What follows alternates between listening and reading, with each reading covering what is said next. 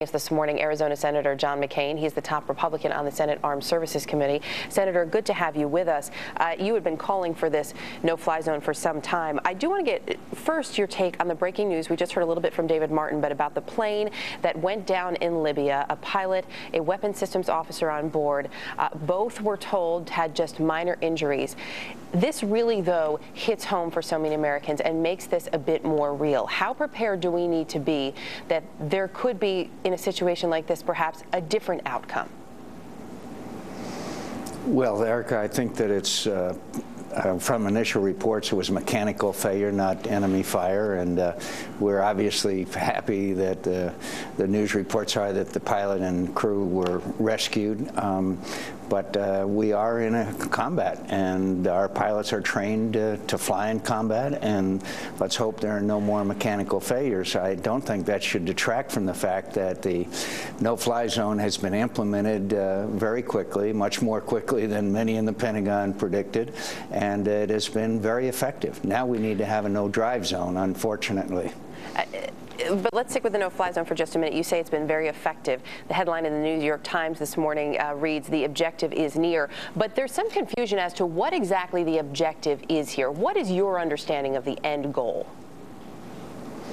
Well, my view of what the objective is was to stop what was going to be a near massacre as the Gaddafi troops entered the suburbs of Benghazi, which would have been a horrible bloodbath if Gaddafi had been able to take Benghazi. That was the immediate objective. The overall objective is to stop him from continuing to murder his own population. This is a man with American blood on his hands who has committed acts of terror in the past, and our policy, the United States policy, is articulated by the President of the United States that he should go and he should not stay in power. So if the goal then is to get him out, then does that ultimately mean that the U.S. could end up arming the rebels to help make that happen? Oh, I think that that's very possible, and in fact, I hope so, that if not the U.S., through other countries, there's already reports that the Egyptians have been supplying them with some weapons, not only giving them the weapons, but it also requires some training. Hopefully, some more of Gaddafi's army and military will come over to the side of the rebels. Look, for a long period of time, the momentum was clearly on the side of the anti-Gaddafi forces. Then, obviously, they were pushed back, with the effective use of air power, among other things, including weaponry and better training. Now I believe that we can get the momentum reversed back in the other direction.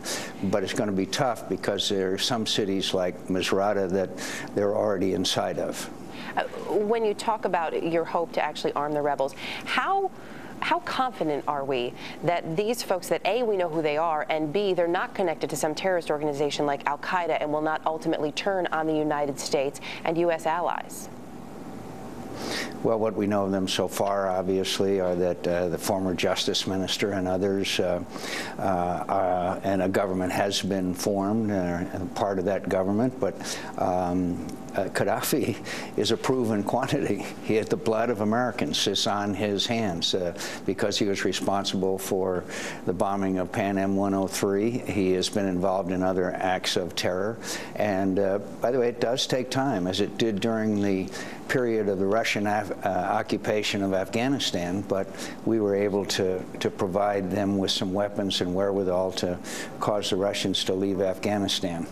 So we can do it. But right now, I think the message we need to send to the Libyan army under Gaddafi is, don't leave your barracks. Don't leave your barracks, and you'll be fine. But if you go out and continue to kill your own countrymen, you're going to face the consequences. And I think it could have a salutary effect.